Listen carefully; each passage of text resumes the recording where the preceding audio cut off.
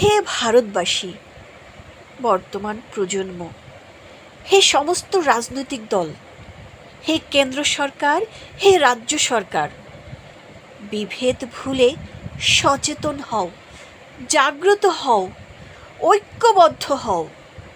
ভারতীয় দর্শন ও ইতিহাসকে স্মরণে রেখে ভারতকে খণ্ডিত করে পাকিস্তান সৃষ্টিকারী অশুভ শক্তি আজও সক্রিয়, একতাবদ্ধ, সংগঠিত হচ্ছে সুপরিকল্পিতভাবে, বিভিন্ন কৌশলে এগিয়ে যাচ্ছে তাদের উদ্দেশ্য সফল করার জন্য। ক্ষুদ্র ভোট রাজনীতি ত্যাগ করে চোখ খুলে দেখো, বিশ্লেষণ করো।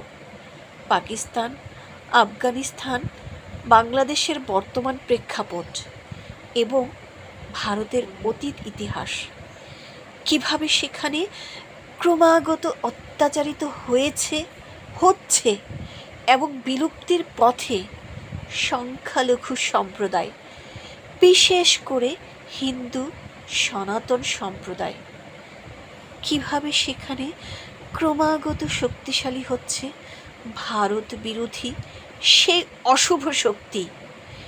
এমনকি তারা ভারতেও সক্রিয়।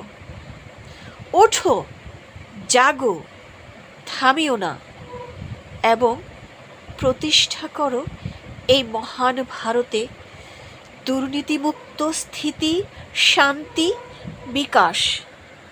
ভারতকে আবার জগৎ সভায় শ্রেষ্ঠ আসনে প্রতিষ্ঠা করো।